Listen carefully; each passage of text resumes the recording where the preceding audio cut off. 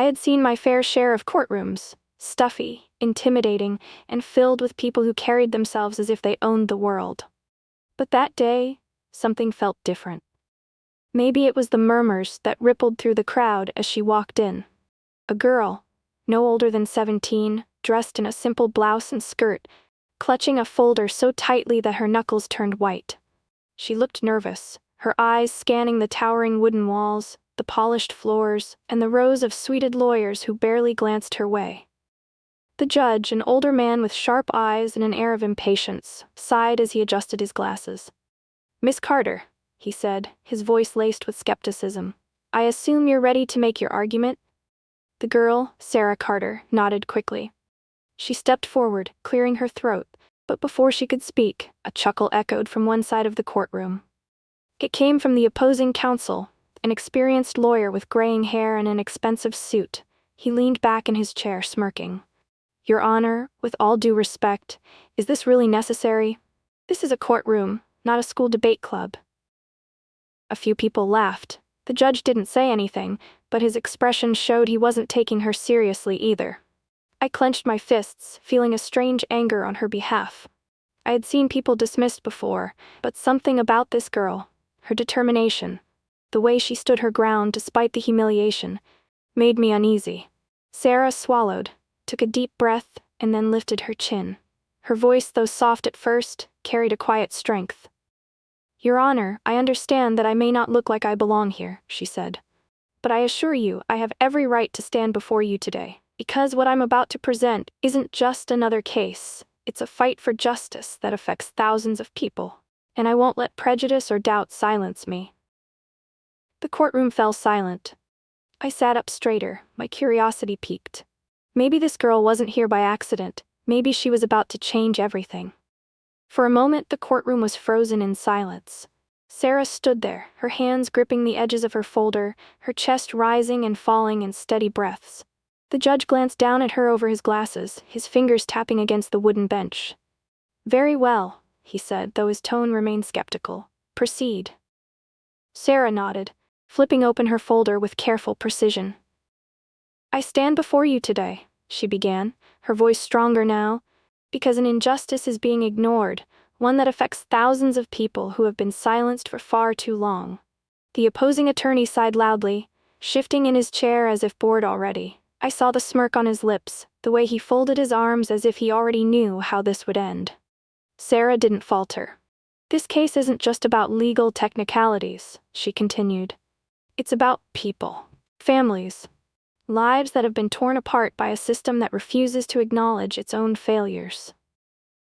A few people in the audience murmured.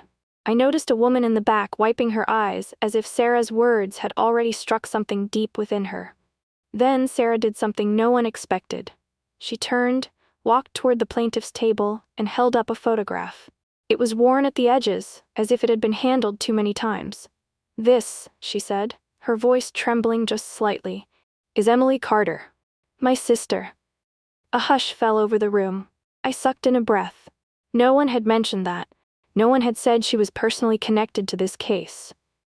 "She was denied the basic rights she deserved," Sarah continued, her fingers tightening around the photo. "And because of that, she lost everything. I'm here today to make sure that never happens to anyone else again." Her voice wavered for the first time, but she didn't stop. She looked directly at the judge, at the lawyers, at the people watching. And for the first time, I saw something shift in the judge's expression. It wasn't just skepticism anymore. It was something else. A realization that maybe, just maybe, this girl had come here for more than just a speech. She had come here to win. The air in the courtroom felt heavier now. The laughter and whispers from earlier had faded, replaced by an unsettling quiet. Even the opposing lawyer, who had been so smug just moments ago, was now sitting up straighter, his smirk gone. Sarah took a steady breath and placed the photograph on the table in front of her. "My sister Emily trusted the system," she said, her voice softer but filled with emotion. "She believed that laws were meant to protect people like her. But when she needed help the most, she was ignored, dismissed, treated like she didn't add her gaze to the judge. Your Honor, I ask you, what is the purpose of the law if not to serve justice? And how can we call ourselves just if we refuse to acknowledge the people we failed. I could see the judge shifting in his seat.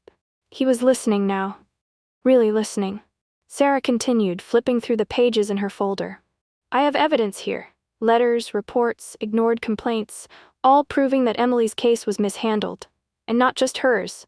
I have the names of others, people whose voices were silenced. But today, I refuse to let them stay unheard. She turned to the opposing lawyer, her expression unshaken. You can dismiss me all you want, she said, her words sharp but controlled. You can roll your eyes, laugh at me, and assume I don't belong here. But this case isn't about me. It's about justice, and I won't stop fighting until I get it. A murmur spread through the courtroom. The opposing lawyer's jaw clenched, but he had no clever remark this time. The confidence he once had was slipping. The judge cleared his throat, looking at Sarah with an expression I hadn't seen before. It was no longer impatience. It was respect. I leaned forward, my heart pounding. Sarah wasn't just making a speech, she was making history.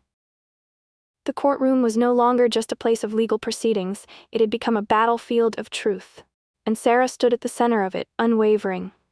The judge leaned forward, his fingers interlocked as he studied her. Miss Carter, he said, his voice more measured now, these are serious accusations. Are you prepared to back them up with facts? Sarah nodded without hesitation. Yes, Your Honor. She reached into her folder and pulled out a stack of documents, her fingers steady. These are official complaints filed by my sister and others in similar situations. Each one was either ignored, dismissed, or delayed long enough for the damage to be irreversible. She handed the papers to the court clerk, who walked them over to the judge. As he flipped through them, the room was eerily silent. I glanced at the opposing lawyer. His smug confidence had cracked. His eyes darted toward the judge, then back at Sarah, as if searching for a way to regain control. Sarah wasn't done. She turned to the audience, her voice filled with quiet determination. I know I'm young.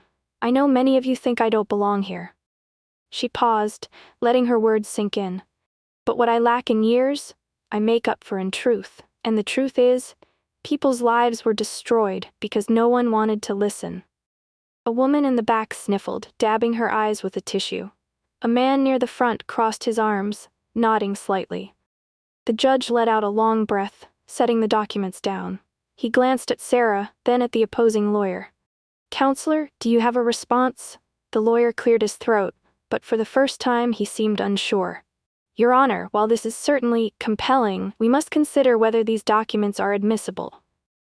They are, the judge interrupted firmly, and we will be reviewing them carefully. A small, stunned silence filled the room. Sarah had done it. She had broken through their doubt, their skepticism. I watched her closely, feeling something deep in my chest, something I hadn't expected. Pride. She had walked into this courtroom with nothing but her determination. And now she was changing the course of history. The judge's words echoed in the silent courtroom. Sarah had done it. She had forced them to listen. But she wasn't finished. She turned back to the judge, her hands clasped in front of her. Your Honor, these documents don't just tell a story of neglect. They prove a pattern of injustice, one that has gone unchecked for far too long. The judge studied her for a moment, then nodded. Go on. Sarah took a deep breath and picked up one of the letters. This was written by Emily 6 months before she... Her voice caught, but she steadied herself. Before she lost everything, she wrote, I don't want special treatment. I just want fairness. I just want someone to care. The words hung heavy in the air. I saw the moment the judge's expression softened, the moment he realized this wasn't just another case. This was real. This was personal. The opposing lawyer shifted in his chair, clearly uncomfortable. Your Honor, while this is emotional, we must focus on legal precedents, not sentiment. Sarah lifted her chin. Precedents are meant to guide justice, not replace it. The judge exhaled slowly, rubbing his temple. He turned to the opposing lawyer. Do you deny that these complaints were ignored? The lawyer hesitated. He glanced at the documents, then back at Sarah. He started, but stopped. There was no way to argue it. The proof was right there. Sarah had backed him into a corner, and he knew it. A murmur spread through the audience, whispers of admiration, of realization. Sarah wasn't just speaking for her sister anymore. She was speaking for everyone who had been overlooked, dismissed, silenced. The judge straightened. Given the evidence presented today, I will be calling for a full review of these cases. A gasp rippled through the room. Sarah let out a shaky breath, her fingers tightening around her folder. This was it, the breakthrough she had fought for. I felt my heart swell as I watched her. She had walked into this courtroom as just a teenager in their eyes, but now she was something much greater. She was a force of change, and no one would ever doubt her again. The courtroom was silent, yet the air was thick with emotion. The weight of the judge's words seemed to press down on all of us. A full review. Sarah had done it. For a brief moment she didn't move. She stood there, gripping the edges of her folder so tightly that her knuckles turned white, as if grounding herself in the reality of what had just happened. I could see the emotions flickering in her eyes: relief, disbelief, and something deeper: justice. The opposing lawyer let out a slow breath, leaning back in his chair. His jaw was tight, his fingers twitching as he tapped them against the table. He had no more arguments, no more loopholes to twist the truth. The law had no choice now but to confront what Sarah had laid bare before them. The judge, an older man with deep lines on his face, adjusted his glasses and tapped his gavel against the desk. "Court is adjourned," he declared. "We will reconvene in 2 weeks to discuss further proceedings." The moment the gavel struck, murmurs erupted through the room. Some gasped in disbelief, while others turned to each other, whispering words I couldn't quite make out. Reporters scrambled to take notes, their pens scratching furiously against their notepads. From where I stood, I saw a woman in the back wiping her eyes, her lips trembling. Another man simply sat there shaking his head, overwhelmed by what he had just witnessed. And then there was Sarah.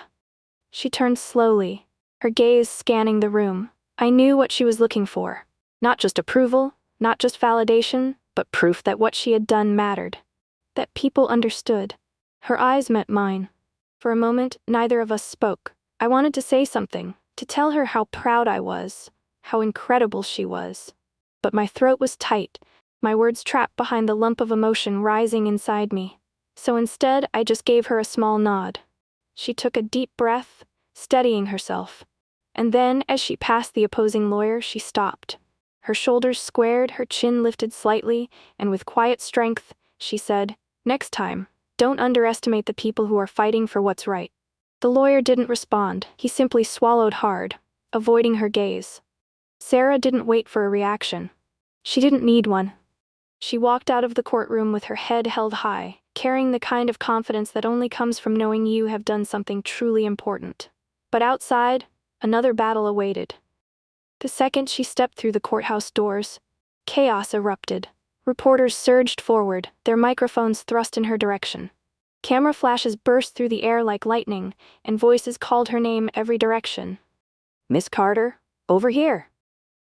"Sarah, what do you have to say about today's ruling?" "Sarah, how does it feel to know your case might set a legal precedent?" Despite the overwhelming crowd, she didn't run. She didn't shrink back. She stood her ground, just as she had inside that courtroom. Taking a deep breath, she finally spoke.